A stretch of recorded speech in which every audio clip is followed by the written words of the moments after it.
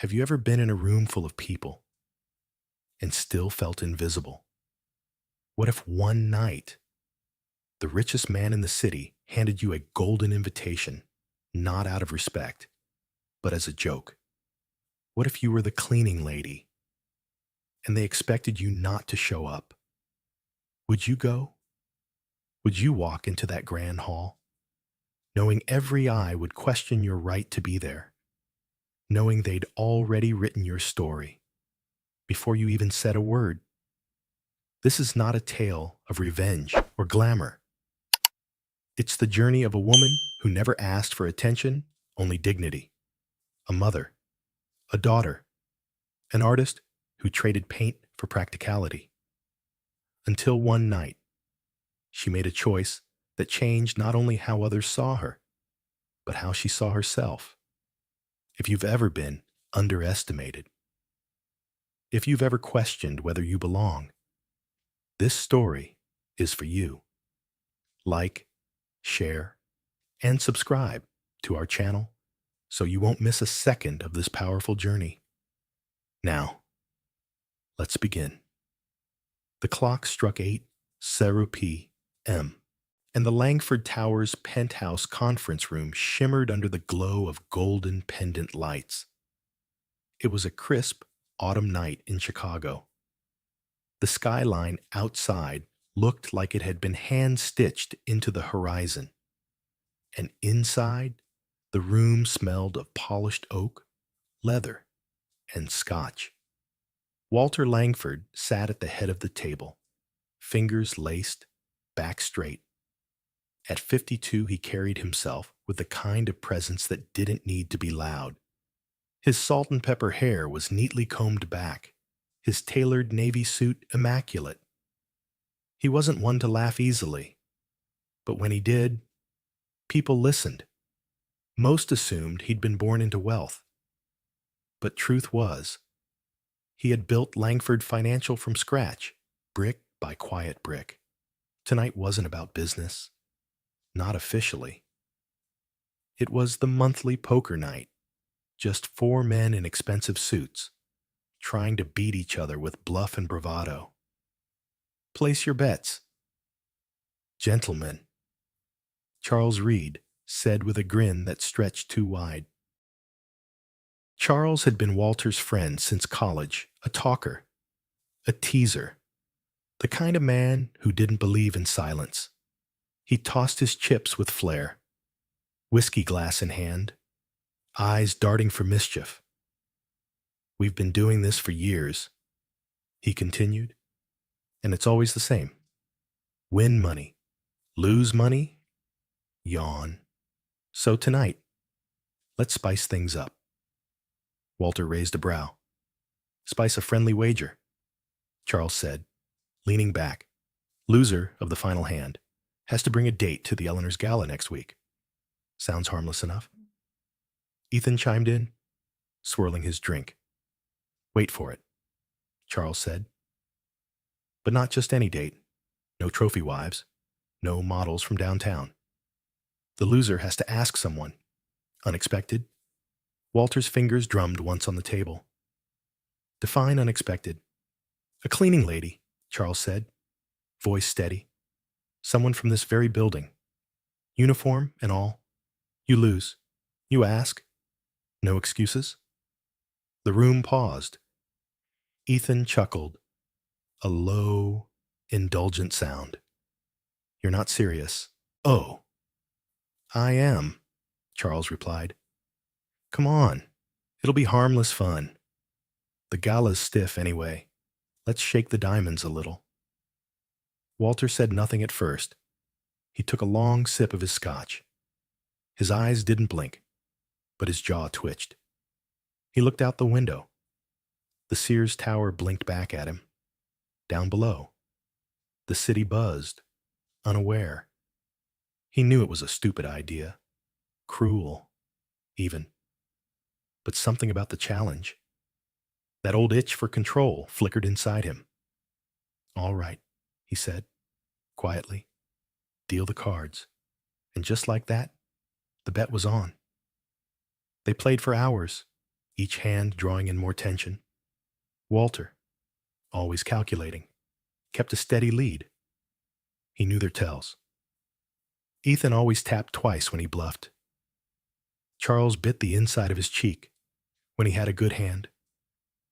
But then the final hand came. A full house in Walter's grasp. Confident, he pushed in the chips, watching Charles follow. When the cards turned, it wasn't Charles who lost. It was Walter. A straight flush beat his full house. The room fell silent for a beat, and then erupted in laughter. Langford Charles slapped the table, laughing until he wheezed. Looks like you're taking Cinderella to the ball after all. Walter didn't flinch, not visibly, but deep inside, something soured. He didn't mind losing. What bothered him was that he had agreed and now had to honor a joke that felt like a slap to someone else's dignity. Still, a bet was a bet. The next morning, Walter walked through the halls of Langford Tower alone, suit impeccable, expression unreadable. On the 28th floor, a woman in a gray uniform mopped the marble tiles near the elevator bank. She wore her chestnut hair tied back in a messy bun, earbuds in, eyes on the floor. Walter had seen her before. He was sure. Not her face, exactly, but the way she moved steady, quiet, invisible to most. He didn't speak to her. Not yet. Instead, back in his office, he pulled out an embossed gala invitation and scribbled a note in pen. To the cleaning lady on 28, join me at Eleanor's Hall. Thursday, 7:30 p.m. W.L. No flowers, no explanation, no signature flourish.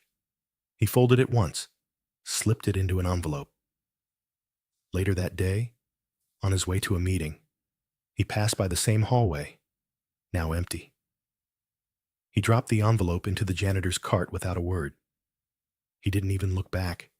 He told himself it didn't matter, that she wouldn't come. But something in his chest said otherwise. The building was quiet, save for the occasional creak of old vents and the low hum of fluorescent lights. It was just past 10:30 p.m.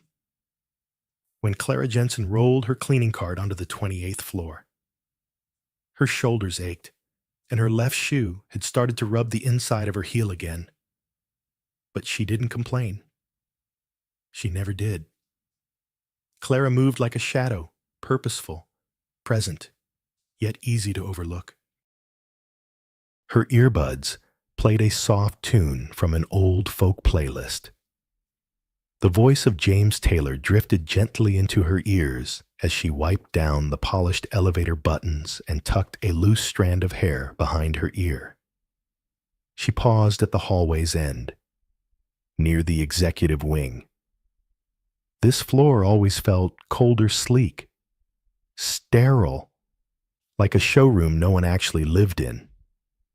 The offices belonged to people with titles on glass doors and photos of sailboats on their walls. One in particular always stood out, Walter Langford. She had seen him, of course. Tall, still, precise. The kind of man who didn't waste a movement or a word. He walked like the hallway already belonged to him before it was built. He had never spoken to her. Not directly, but once, about a year ago. He had held the elevator for her without a word. She remembered that. Small kindnesses stayed with Clara longer than most. At the end of the hall, she emptied the trash bin outside his office. Crumpled paper. A few empty espresso pods. The faint smell of cologne still clung to the air. As she was about to tie off the liner, something heavy shifted in the bottom. She reached in and pulled out a white envelope thicker than usual, the kind used for wedding invitations or legal documents. Curious, She turned it over. Her name wasn't on it. In fact, no name at all. Just a handwritten line. To the cleaning lady on 28, join me at Eleanor's Hall. Thursday, 7:30 p.m. W. L. Clara blinked. She read it again. And then again. Her first instinct was that it was a mistake, meant for someone else. Maybe a different floor. Maybe a joke. But there it was, in neat, unmistakable handwriting. Eleanor's Hall, Walter Langford. The letter swirled like a ripple in still water. She stood in the hallway for a moment, envelope in hand, completely alone in the silence. Then she laughed, just a quiet, single breath that left her lips before she could stop it. Was this real? She looked around, half expecting someone to pop out from behind a potted plant with a camera. But no one came. Back in the janitor's closet, she sat down on an overturned bucket, envelope still in her hand. Her mind ran wild with questions. Is this some kind of prank? Did I do something wrong? But the note wasn't cruel. It was short, strange, a little impersonal. Maybe, but it wasn't insulting. Clara knew how people looked at her. Some ignored her. Some smiled politely, but never asked her name. A few talked too much, using her silence as a place to dump their complaints. She'd been mistaken for a temp more than once, but never invited to a gala. She hadn't worn a dress since her sister's wedding 7 years ago. She hadn't been in a room filled with tuxedos and champagne since, well, maybe never.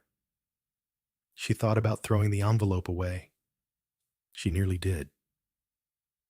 But something about the way her name wasn't there made it feel like a test, like someone wasn't sure she'd show up at all, and that made her want to go. The next morning, Clara took a detour on her way home, stopping by the small house in the suburbs where her mother, June, lived. The screen door squeaked as she entered, the scent of cinnamon and old books wrapping around her like a blanket. Clara, her mother called from the kitchen. "It's just me," she answered, placing the envelope gently on the table. June emerged, wrapped in her faded blue robe, a cup of tea in hand. Her gray hair was pulled into a loose bun. Her face looked tired, but she smiled when she saw her daughter. "Rough night?" she asked. Clara handed her the invitation. "Read this." June adjusted her glasses, scanned the card, then looked up with a bemused expression. "Is this real?" Clara sat down, resting her chin on her palm. It was in the trash outside Langford's office. "I don't know what to make of it." June stared at her for a moment, then said softly, "Maybe it's exactly what it looks like." Clara scoffed. A billionaire inviting the janitor to a gala? Doesn't that sound like a setup for a bad joke, or the start of a better story? June said. "You going? I don't even own a dress." "Then let's fix that." They didn't have money for anything fancy, but June still had her old sewing machine. She had worked as a seamstress in her younger days. Together, they dug out fabric from the attic, an old bolt of dark green velvet, soft as a whisper, still wrapped in plastic. By evening, June had sketched a pattern, measuring Clara's arms and waist while humming under her breath. "You'll look beautiful," she said, threading the needle. "I don't know if I'll fit in," Clara whispered. June paused. "Then make them fit around you." And for the first time in a long while, Clara smiled, not because she had to, but because she wanted to. At first glance, Clara Jensen blended into the world like wallpaper. She moved quietly, spoke only when needed, and made herself smaller in rooms that never asked for her opinion. But beneath the gray uniform and silent corridors of Langford Tower, Clara was a woman shaped by color, memories dipped in cobalt blue, ochre sunsets, and the soft greens of Midwest fields after spring rain. She hadn't always been invisible. Years ago, in a different life, Clara had filled blank canvases with movement and fire. Her garage studio in Lincolnwood still held the scent of turpentine, though the easel now sat draped in a painter's dropcloth and dust. She used to paint at dawn, barefoot, coffee in hand, her young son's laughter echoing from the next room. Back then, she believed in light, that no matter how small, it would find its way in. But that belief dimmed the day she left her marriage. Michael, her ex-husband, had once been gentle, with a crooked smile and a voice like radio jazz. But time revealed sharper edges, long silences that followed her laughter, cold glares over burnt toast, arguments about money, about her hobby that never paid. He didn't like mess, didn't like noise, didn't like color. So, she dimmed her voice, packed away her brushes, and tried to keep the peace. It wasn't until her son Ethan turned 6 that she realized she had become a stranger in her own home. When he asked her, "Mom, why don't you smile when you paint anymore?" she knew it was time. The divorce was quiet but heavy. She gave up the house, took only what she needed, and moved into a 2-bedroom apartment near her mother's home. Custody agreements were drawn, and Ethan stayed mostly with his father private school, travel soccer, a life Clara couldn't afford to compete with. Still, she called every night and on weekends. When Ethan visited, they painted rocks together and lined them up along the window ledge like treasures. Then June's heart started acting up. At first, it was fatigue, then shortness of breath.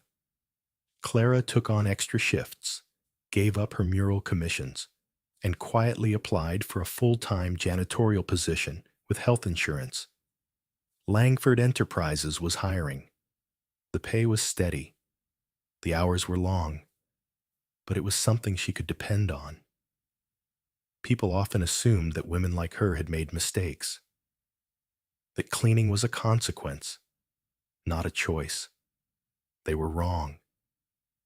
Clara wasn't running from her past.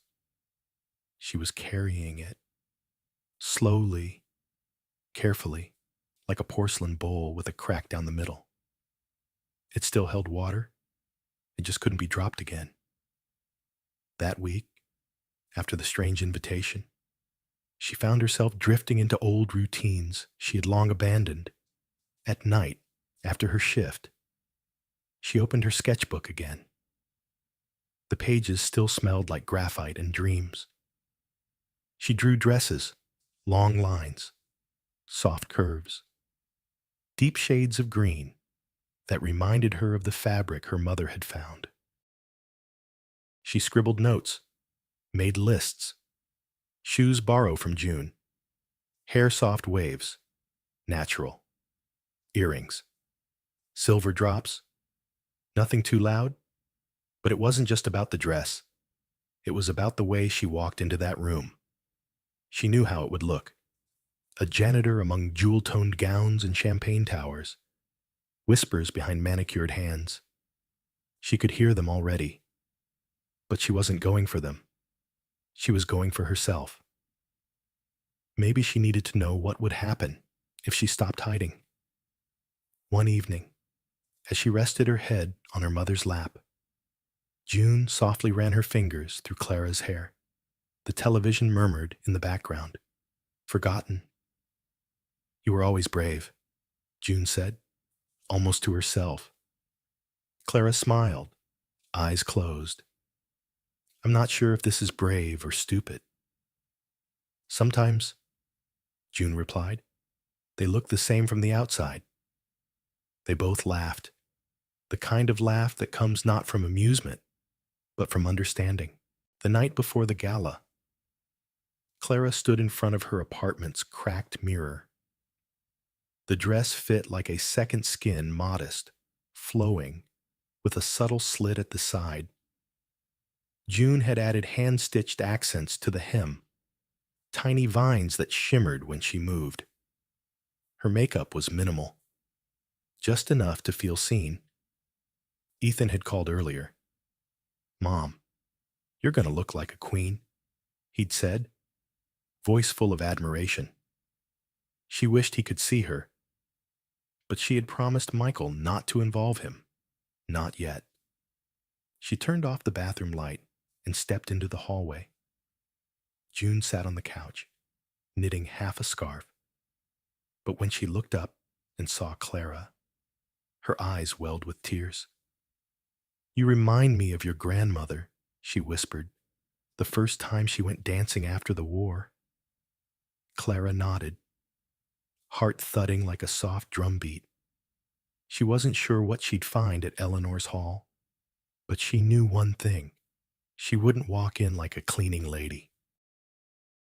She would walk in like a woman who had something to say, even if she said nothing at all. On Thursday morning, the city was wrapped in a curtain of gray. A gentle drizzle kissed the windows of the Jensen apartment, streaking the glass in quiet rhythms. Inside, the scent of strong coffee mingled with cinnamon toast.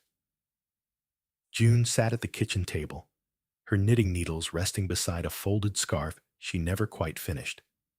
Clara stood in the doorway, barefoot, arms crossed, staring at the green velvet dress now hanging from the closet door.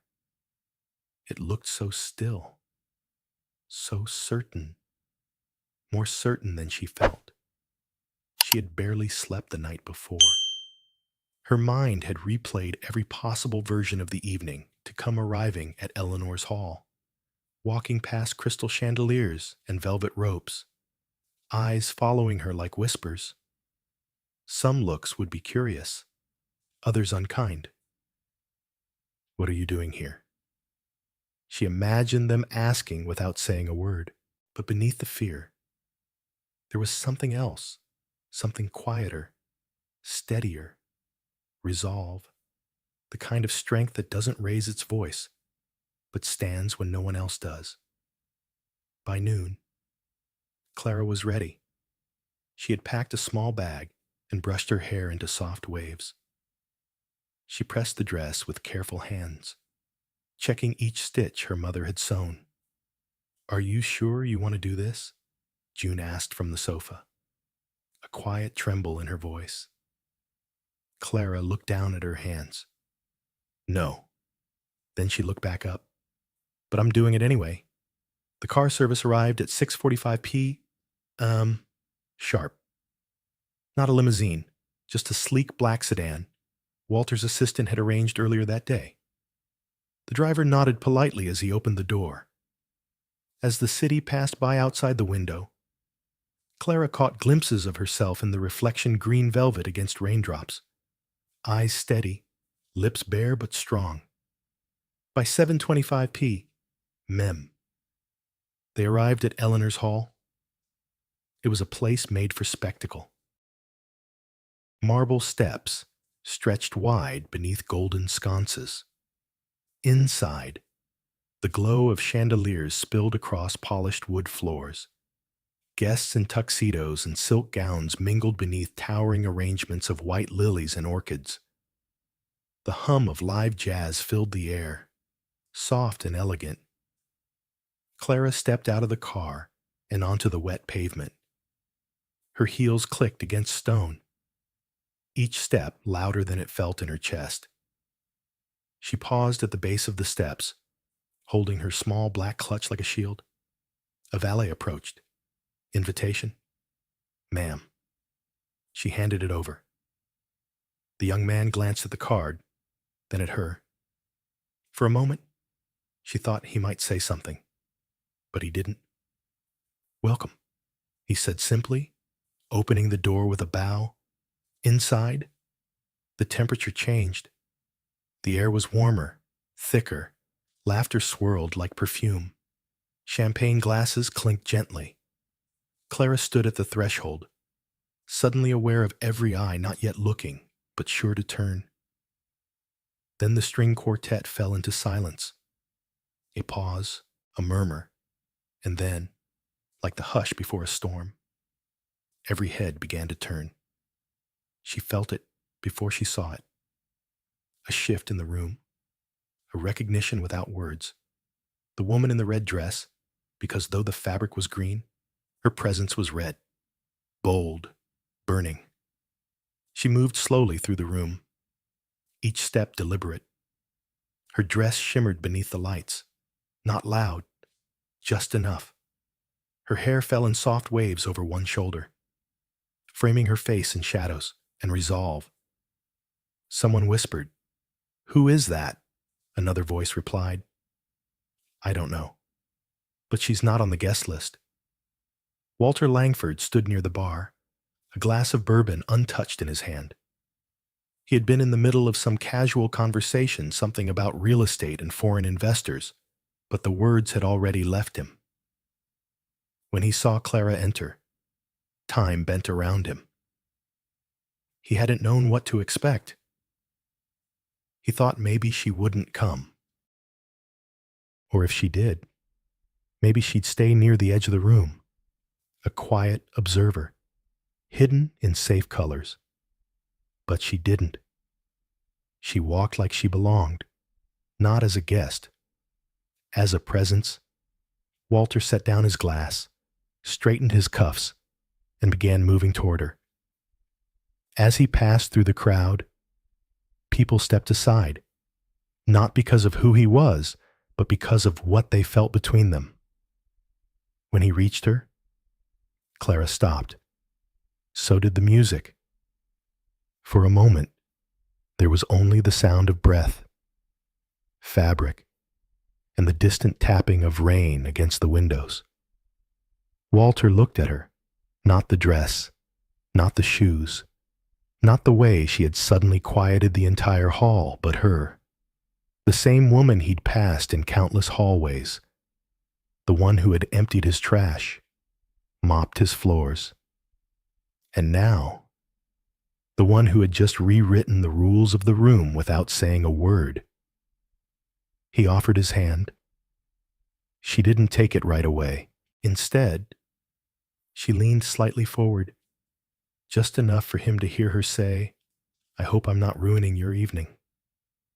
His lips twitched, just barely. "You've done the opposite," he said. And for the first time in years, Walter Langford smiled in a way that reached his eyes.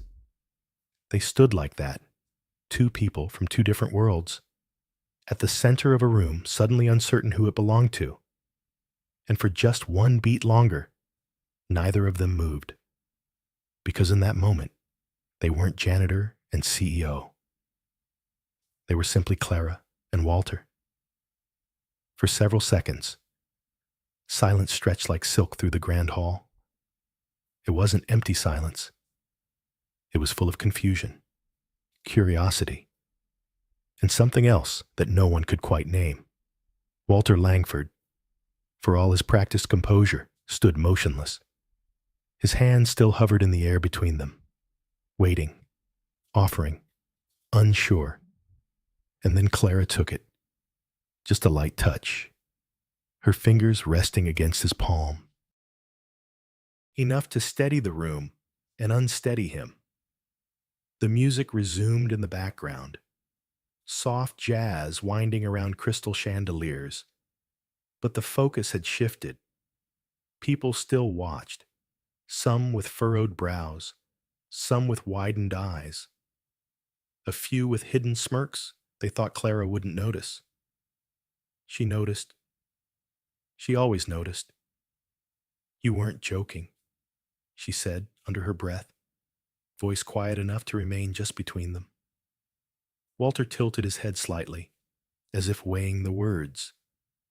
Would you have come if I were Clara didn't answer?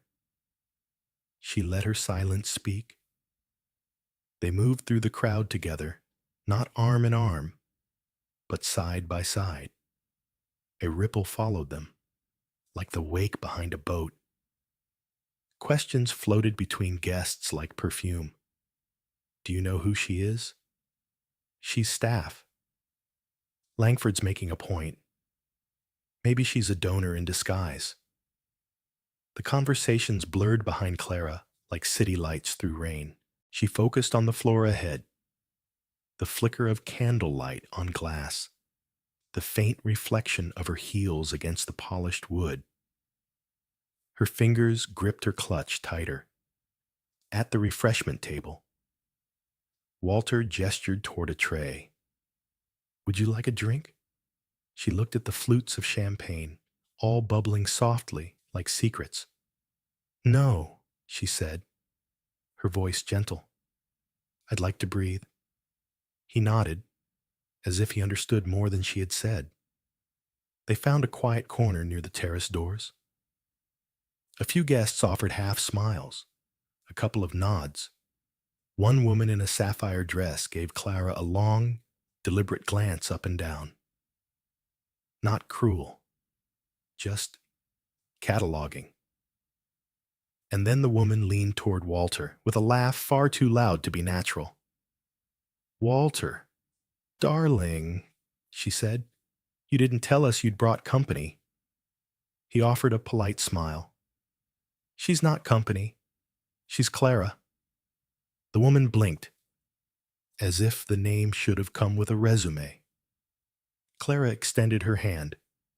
Nice to meet you. The woman shook it, fingers limp. Likewise. Her smile was thin enough to slice fruit. When she walked away, Walter let out a breath. That was Eleanor Grayson? The hall's named after her. Clara raised an eyebrow. Then I guess I just ruined her evening. Only if she was expecting to be the most interesting woman here. There it was again, that flicker of amusement. The one Clara hadn't expected from a man like him. He was composed, yes. But he wasn't unkind. Still, kindness didn't erase reality. She could feel it in her skin. The heat of being looked at, the weight of being other. Across the room, Charles Reed watched with a glass of scotch in one hand and a grin just this side of smug. When their eyes met, Clara didn't blink. She held his stare. He raised his glass in mock salute. And for a moment, Clara felt the full sting of the setup. This wasn't a moment of inclusion. This had started as entertainment. A dare. A trick. She stepped back from the terrace rail, letting the music fall behind her like a closing curtain. I need air, she said. Walter moved, but she held up a hand, alone, outside. The city stretched beneath her, a quiet sprawl of lights and motion. The air was cool and smelled faintly of wet stone and roses from the lobby display. She closed her eyes, counted to 5, and breathed. She had walked into the room. She had looked them in the eye. She had not hidden. That mattered. It had to. Behind her. The door opened. Footsteps approached, soft. Careful. I'm sorry, Walter said. Clara turned. For what? For making it feel like this. You didn't make me feel anything. Walter? She replied. They did. He nodded once, slowly. Still, I didn't think it through. She tilted her head. Did you ever? He didn't answer. She studied his face. Calm. Unreadable. The way powerful men learn to be. But there was something in his eyes tonight. Something not polished. Something honest. I've spent years making rooms like that feel comfortable for people like them, he said. But tonight, I realized I don't even like most of them. Clara laughed quiet. Sharp. Then why invite them? Because I forgot there were other choices. They stood in silence again, the city humming below them. Walter stepped closer. Clara, he said gently, you turned the room upside down without saying a word. She met his gaze. You think that's impressive? I think that's terrifying. She smiled. Then not a wide smile, but one that reached the corners of her eyes. Good, she said. The door opened again behind them. Murmurs, music, movement. Are you ready to go back in? Walter asked. Clara glanced at the hall, then at him. Not yet, she said. And for once, someone waited. Not for her to leave, but for her to lead. When Clara stepped back into the ballroom, the warmth struck her again, soft light bouncing off mirrored walls. Voices low and polished, the familiar rustle of gowns and clink of glassware. But something was different. This time, the room didn't swallow her. It adjusted. She moved across the floor with quiet purpose, like a ripple returning to the surface. Guests parted without looking directly, like leaves shifting with the breeze. Walter followed a few steps behind, not as an escort, but as someone who had been invited into her space, not the other way around. At the center of the room, a jazz trio began to play a slow, bluesy number, the kind of melody that didn't need lyrics to speak. Walter approached again, offering a hand once more. No pressure this time, no expectation. Would you dance? He asked. Clara hesitated, not because she was unsure, but because she knew what this would mean. A janitor, a billionaire, in the center of Chicago, society's finest hour. She looked him in the eyes. Only if you can keep up. He smiled just slightly, and they stepped into the music. It was not a perfect dance. Walter was precise but stiff. Clara, fluid and light on her feet. He moved like a man used to leading. She moved like someone who had learned to follow only when it suited her. And yet, something clicked.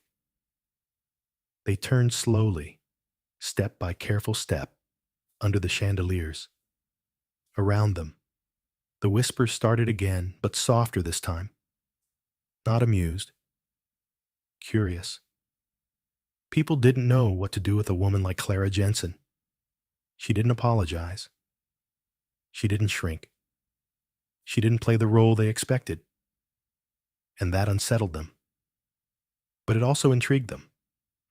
Near the edge of the dance floor, Charles Reed watched, arms crossed, drink untouched. Beside him, a fashion editor leaned toward him. Is she his new assistant? Charles chuckled. She's the janitor.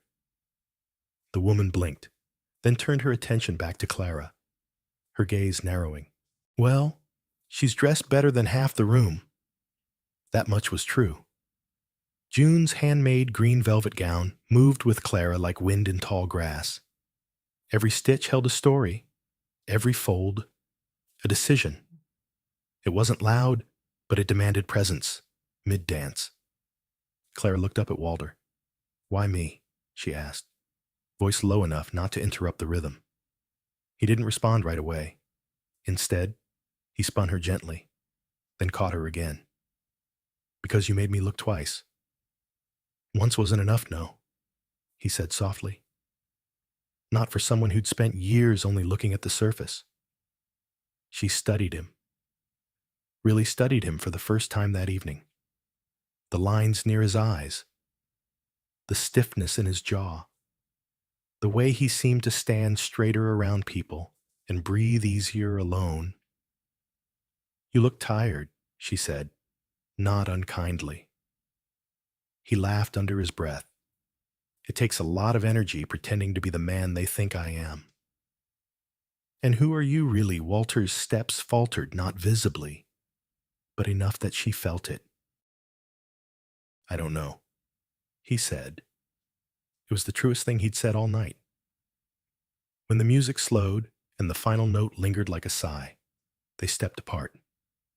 Applause rising around them, not loud, but genuine. Even Charles clapped, albeit with a smirk. Clara gave a small nod to the trio in thanks, then turned to Walter. I need a drink now.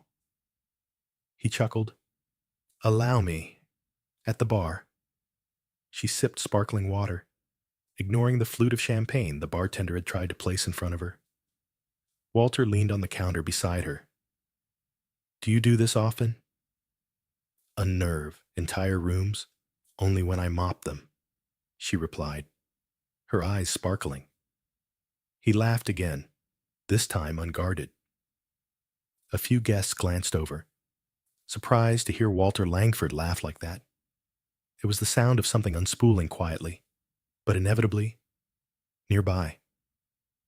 A woman in a navy gown leaned over. I just wanted to say, she murmured to Clara, you look radiant. Clara blinked, then nodded.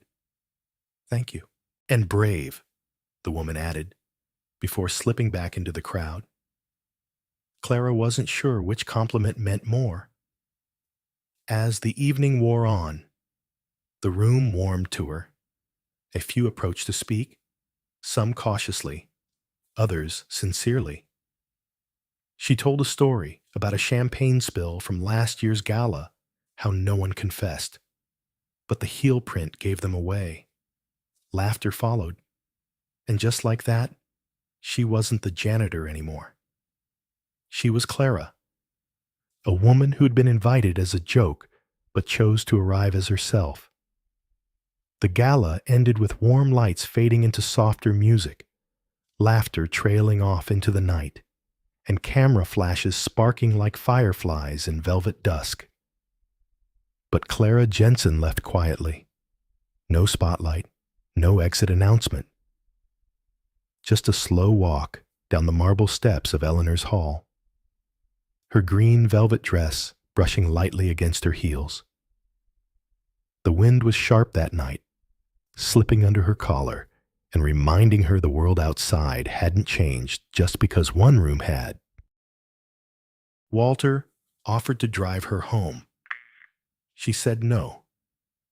She needed the silence, needed to feel the night against her skin without someone else's shadow beside her. She rode the subway home, clutching her small clutch to her chest, head bowed, pretending not to notice the stares from a couple still dressed in gala attire a few seats down. Maybe they recognized her. Maybe they didn't. Either way, the air felt different now, not just around her, but inside her. That night, Clara stood in front of her bathroom mirror for a long time. She didn't take off the dress right away. Instead, she looked at her own reflection like she was meeting herself for the first time in years. Not just the cleaner, not just the daughter, not just the woman who let her dreams wither out of necessity, but someone who showed up. Someone who walked into a room she was never meant to survive and stood tall. The next morning, her phone wouldn't stop vibrating.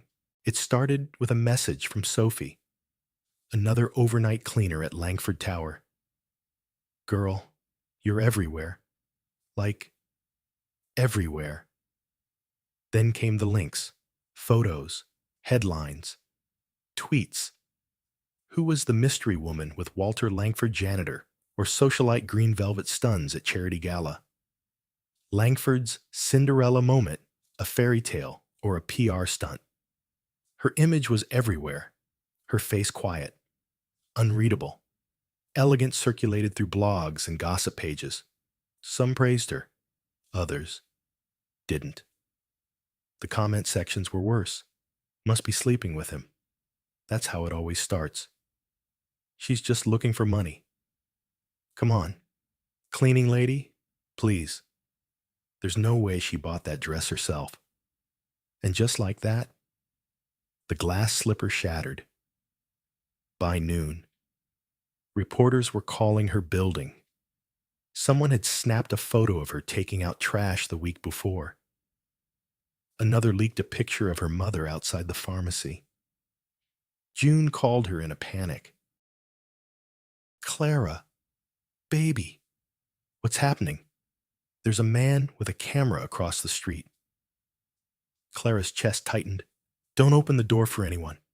I'm coming." When she arrived, June was sitting on the couch, her hands trembling slightly, heart monitor beeping softly by her side. Clara closed the blinds, shut off the phone, and held her mother close. "I'm sorry," she whispered. "I didn't know this would happen." But she had. Part of her had. The moment she stepped into that room, she knew her world might not be the same. But she hadn't expected this. That night, Walter called. She didn't pick up. He texted, "I didn't know they'd come after you. I'm sorry. Please let me help." She stared at the screen for a long time before placing the phone face down. She didn't want help. She wanted quiet, wanted her name back, wanted the space to exist without being someone else's story. By the end of the week, 2 tabloids had published an article about her previous marriage. One twisted it into a sob story. The other painted her as an opportunist. Both made her feel like a caricature. The final straw came Saturday morning. A man knocked on the door, flashing a fake smile and a press badge. "Ms. Jensen," he said. "Just a few questions. Our readers would love to hear how you went from mop bucket to mansion." She didn't speak, didn't blink. She just closed the door, hard. The sound echoed down the hall. She pressed her back against it and slid to the floor, arms around her knees, breath tight in her chest. Inside, June moved slowly toward her, placing a warm hand on her daughter's shoulder. "You didn't ask for this," she said softly. "No," Clara whispered, "but I walked into it." June sat beside her.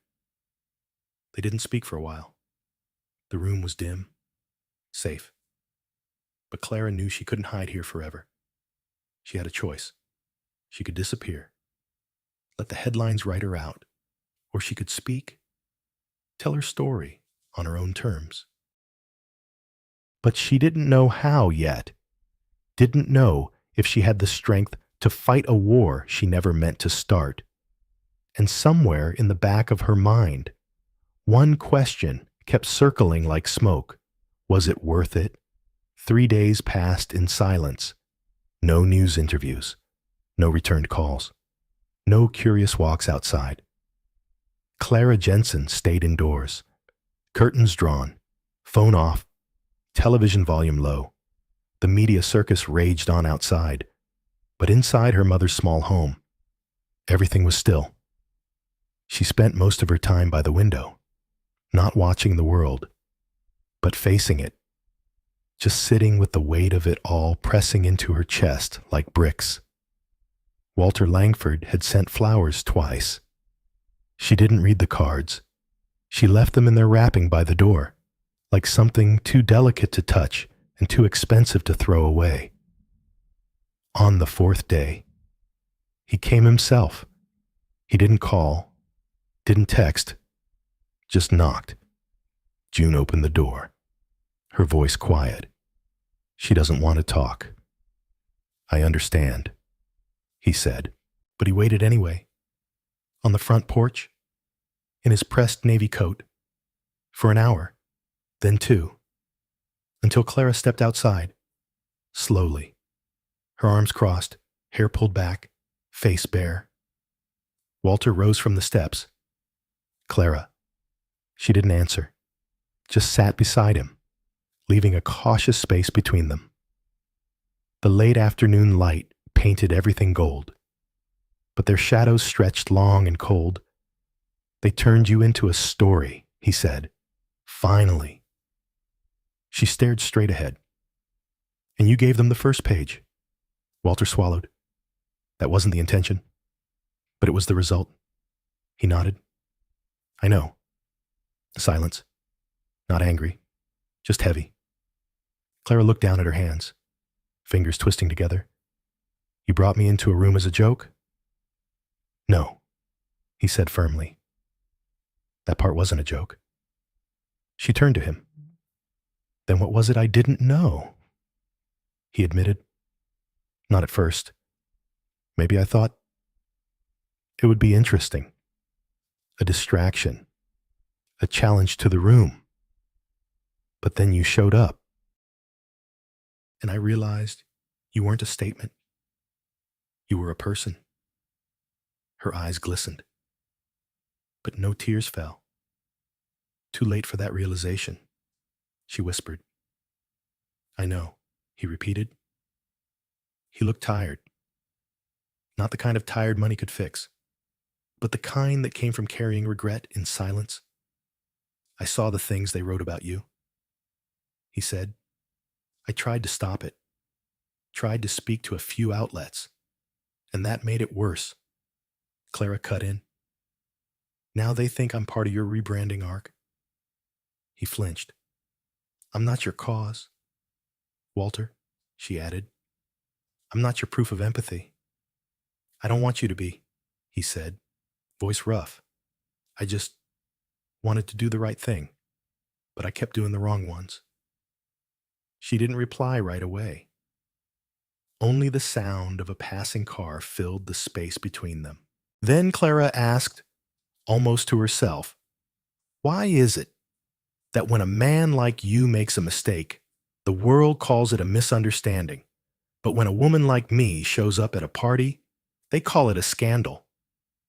Walter didn't answer. He couldn't. She stood, brushing her palms on her jeans. I didn't want this. Any of this. I just wanted to be seen. Just once. Not for pity. Not for spectacle. Just as myself. You were, Walter said softly. By me. Eventually. Clara nodded. But by then, it didn't matter anymore. She turned to leave, but paused. You want to help me? She asked. He rose slowly. Yes. Then stop sending flowers. Stop calling reporters. Just let me breathe. And with that, she walked back inside, the screen door creaking shut behind her. Walter remained on the porch a moment longer, staring at the place where she had been. There were no clever comebacks, no strategic apologies. Some things, he realized, couldn't be fixed with money or intention. They just had to be felt. And sometimes, when words no longer worked, silence had to speak for them. Walter Langford didn't return to Langford Tower for 4 days. No meetings, no calls, no boardroom dinners. In a world that ran on urgency, his absence made noise in places he wasn't used to being noticed. Investors whispered. Assistants speculated. Charles Reed called twice, then stopped. But Walter wasn't hiding. He was building. In a quiet wing of the corporate headquarters, one rarely used and long abandoned, a space had been left to rot. It was once intended as a design suite. Natural light had never reached it. The windows were never installed. The walls were raw drywall and insulation, cold, forgotten. Until Walter walked in with 2 things, blueprints and intention. He didn't speak much to the contractors, just handed them a folder with precise instructions. No gold trim, no corporate logos, no recognition plaques. What he was building was not a project. It was an apology. Not the kind you send with flowers, the kind you earn. By day 3, it started to take shape: soft lighting, movable easels, shelves filled with brushes and canvas, a small library with books on color theory and women artists, a nook with a bench and a hot tea station. and on one wall, a quiet quote, "Hand-painted to be seen is to survive. To be understood is to live." No names attached, no photos, just space. And when it was done, he sent a message to Clara through Sophie, quietly, without pressure. "There's a room on the third floor now. No expectations. It's just there. If you want to see it." He didn't wait for a response, didn't visit the room again, not even once. 3 days later, Clara stepped into the Langford Tower for the first time since the gala. She wore no makeup. Her gray uniform hung lightly on her frame, familiar and functional. Most staff looked at her with awkward smiles. A few offered nods of solidarity. One security guard whispered, "You looked beautiful that night," before returning to his post like nothing had happened. Clara didn't linger. She made her way to the elevator, pressed the button for the third floor, and stepped into the room without windows. It smelled of cedarwood and acrylic. The light was soft, indirect, bouncing gently off the cream walls. A canvas sat blank on the main easel. A fresh box of oil pastels rested beside it. She walked in slowly, hand brushing the edge of a maple shelf. The tea station hummed softly. And for the first time in years, she felt still, not watched, not judged, just still. On a side table, a small envelope rested, her name in simple handwriting. Inside, "You once said you just wanted to be seen. I see you now. This is not a favor. It's not a gift. It's a space you already deserved." She folded the letter, placed it back, and sat on the bench near the window that wasn't there. Then she wept. Not because she was broken, but because someone had finally given her a room that asked nothing of her. That same night, she returned home and pulled out her sketchbook. She didn't paint that evening. She just drew lines, soft ones, jagged ones. A window frame, half open, a woman standing behind it, not looking out, but looking in. June walked by the door, paused, and smiled. "You're healing," she said. Clara didn't answer. She just nodded, because she was. Weeks passed. The headlines faded. The cameras moved on.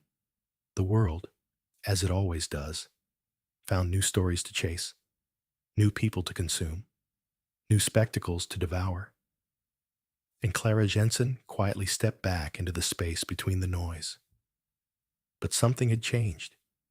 Not the world. Her. She returned to work at Langford Tower with no fanfare, no more whispers in the hallway, just quiet nods, the kind that said, "We know, we remember, but we also respect the silence." Every few days, she visited the room on the third floor. She never told anyone. She didn't owe an explanation. Sometimes she painted. Sometimes she just sat. Sometimes she made tea and read a few pages of an old poetry book she'd once owned in college. Each time, she left a little lighter, a little more herself. One Thursday afternoon, she found a fresh canvas already placed on the easel. No note, no signature, just a simple card tucked into the edge that read, "What does your silence look like?" Clara smiled.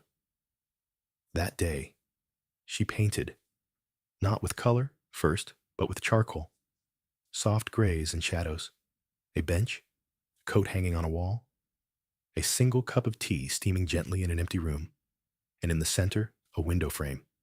No glass, no view, just the outline. She titled it, "The Window That Wasn't There." When she finished, she didn't frame it. She didn't display it. She just left it there and walked away. Later that week, she found Walter Langford waiting by the elevator. not in his usual pressed suit, but in a plain coat and scarf. No assistant, no briefcase, just him. I saw the painting, he said. Clara gave a small nod. Was it for me, he asked. No, she replied. It was for me. He looked relieved. They stood in silence for a moment. Then Clara asked, Do you still think it was worth it? He looked at her, eyes steady. Every second.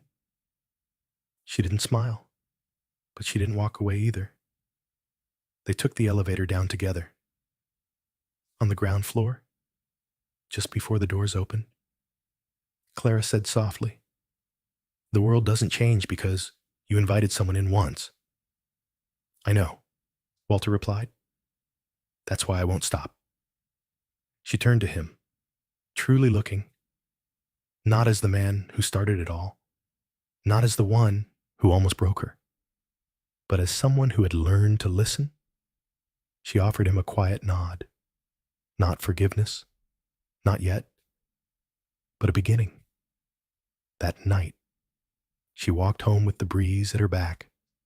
No cameras, no stairs, just the hum of street lamps and the rhythm of her own breath. At home, June was baking again. The scent of nutmeg and brown sugar wrapped the apartment like a memory. Clara kissed her mother's cheek, pulled off her shoes, and sat by the window. The real one, not the one in her painting. This one was cracked on one edge and stuck halfway when opened.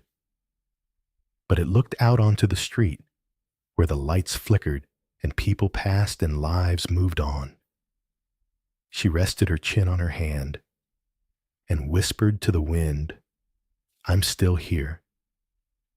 Life reflection from the window that wasn't there. A message for the heart at its core. This story reminds us that dignity doesn't come from titles or clothes. It comes from presence, truth, and quiet strength. Clara Jensen didn't storm into the world demanding to be seen. She simply stopped hiding. And in doing so, she confronted not only the judgment of others, but also the small voice inside that once told her she wasn't enough. For those of us who have spent decades caring for others, working quietly behind the scenes, or enduring life's silent disappointments, Clara's journey speaks deeply. It asks, at what point do we finally choose ourselves? It's never too late to reclaim a piece of who we are, whether it's through creativity, courage, or simply stepping into a room we've been taught wasn't ours. We are allowed to take up space. Let the story be a gentle nudge. You matter. Your story matters. And sometimes, the window you thought was missing was always within. No matter your age, it's never too late to be seen. Truly seen. Because healing isn't loud, it's real. And it begins when we stop apologizing for simply being. Thank you so much for spending your time with this story.